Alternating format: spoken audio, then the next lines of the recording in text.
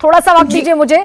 भावना जैन, ये जो एक लाइट दिखा रही है मृणालिनी, जो आपने शुरुआत से लेकर अभी तक जो स्वीकार करना चाहिए कि बड़ा डेंट लगा, इसको कम से कम इंट्रोस्पेक्शन के तौर पर आपको स्वीकार करना चाहिए कि हमारे विधायक चले गए जो डिसलॉयल थे, जो पार्टी विरोधी गतिविधियों में शामिल थे, जिनको आज तक पार्टी 24 घंटे बीतने के बाद जिन पर डिसीजन नहीं ले पाई पार्टी, सैक करेंगे, क्या करेंगे?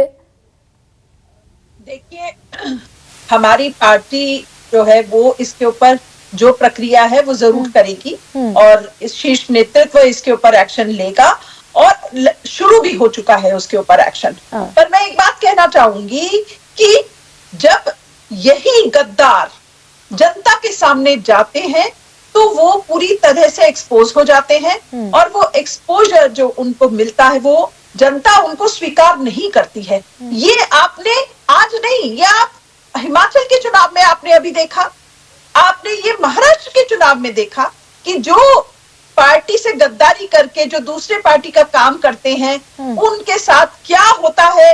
लेकिन ये गद्दारी अभी तुरंत सिन्हा कह रहे थे भावना जैन भाई, ये लाख टके का सवाल है, सारी गद्दारी कांग्रेस में क्यों हो रही है? सारी गद्दारी कांग्रेस में। तुरंत सिन्हा जी जो कह रहे हैं, बड़ा उसके ऊपर सवाल ये है कि वो महाराष्ट्र की जनता के जनादेश का सम्मान ही नहीं करते, वो इसके सम्मान को फ्लूक कह रहे हैं। यानी ये महाराष्ट्र की जनता के जनादेश का सम्मान ही नहीं करना जानते।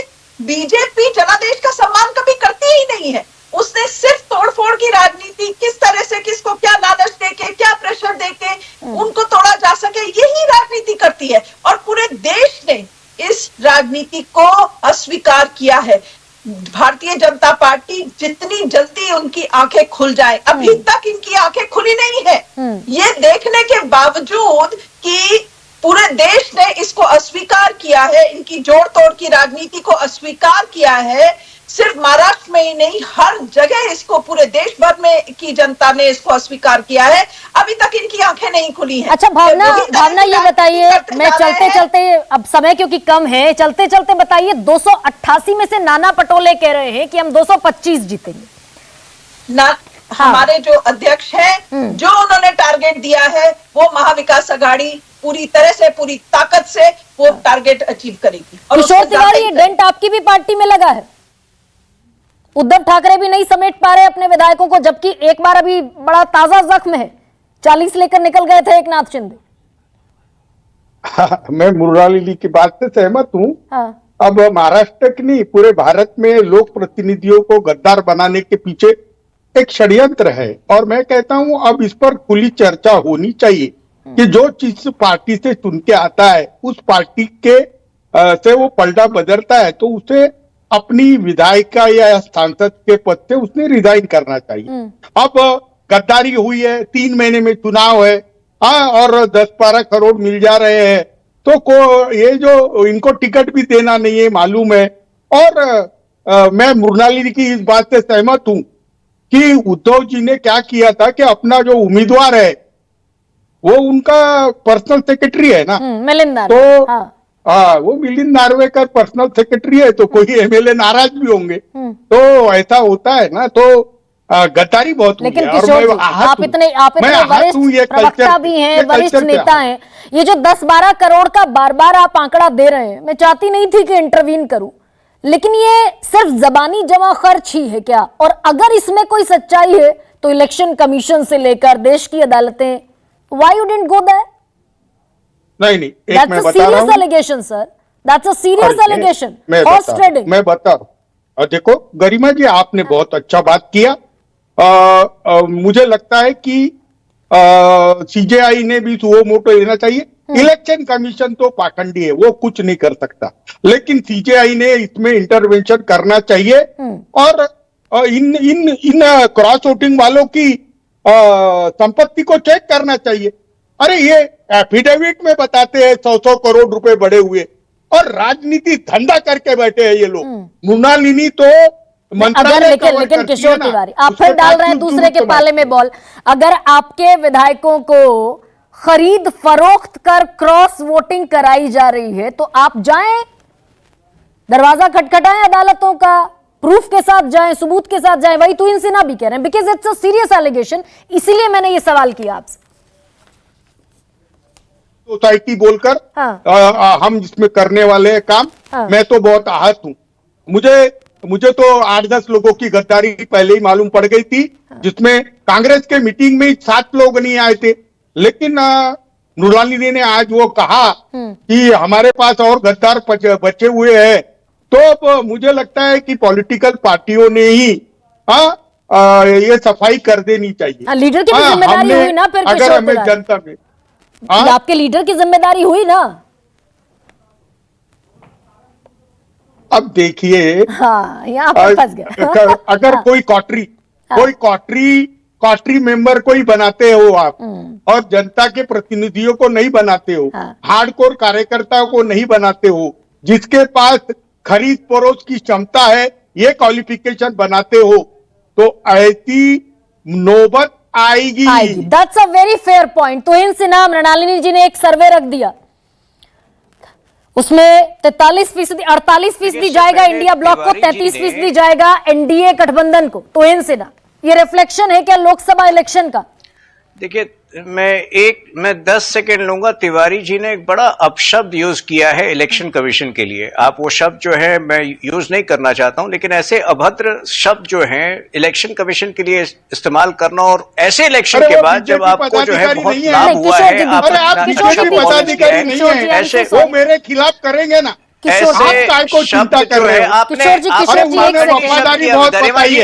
की आवाज थोड़ा सा, किशोर जी का फीडर डाउन कर दीजिए, ये संभव नहीं है। सबसे बड़ा सवाल गरिमा जी, आपको रोकना चाहिए था। इलेक्शन कमीशन एक संवैधानिक संस्था है, उसको पाखंडी कह रहे हैं उद्धव जी। ये इनकी जो है, ये इनकी फितरत है। देखिए, जो सर्वे मैम ने रखा है उसको मैं उसको जो है मैं अप्रिशिएट करता हूं, लेकिन महाराष्ट्र में स्थिति बहुत जल्दी बदल रही है।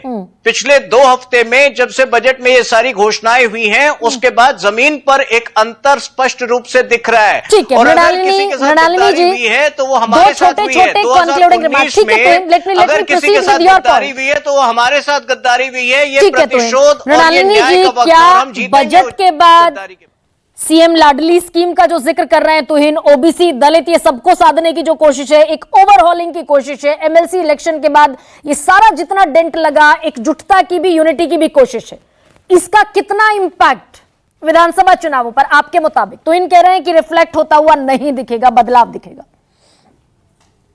परसेप्शन मैनेजमेंट की लड़ाई महायुति कैसे लड़ती है उस पर काफी चीजें डिपेंड करेंगी। क्या हो रहा है, मध्य प्रदेश में लाडली बहना योजना को बहुत सफलता मिली, लेकिन वहां पे वो 1 साल पहले से चल रही थी।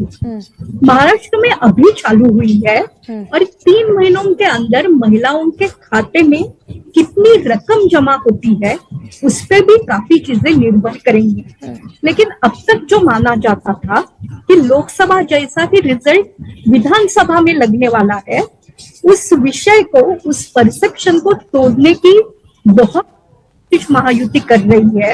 और कल का जो क्रॉस वोटिंग हुआ है उससे जो पूरी तरह से कैंप में एक जैसा शमशान जैसा वातावरण हो गया था, getting back in the game ये कहा जा सकता है, getting back in the game, getting back in the fight. लेकिन समीर जी ये बताइए कि लोकसभा भी जुम्मा कितने दिन, 4 जून को रिजल्ट आया, ये इतना जल्दी परसेप्शन चेंज होगा क्या जमीन पर?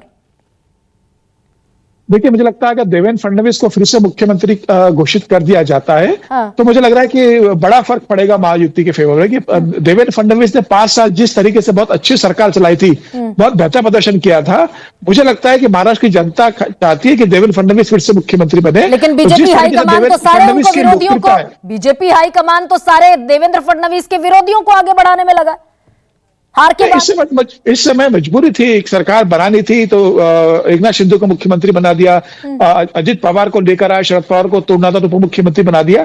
मुझे लग रहा है कि अब जब विधानसभा चुनाव में जाएंगे तो अगर देवेंद्र फडणवीस को चेहरा बनाया जाता है तो देवेंद्र फडणवीस की छवि महाराष्ट्र में सबसे लोकप्रिय है, और मुझे लगता है उसका फायदा मिलेगा। अगर देवेंद्र फडणवीस को पहले ही मुख्यमंत्री के रूप में प्रोजेक्ट करते हैं तो उसका फायदा महायुति को मिलेगा।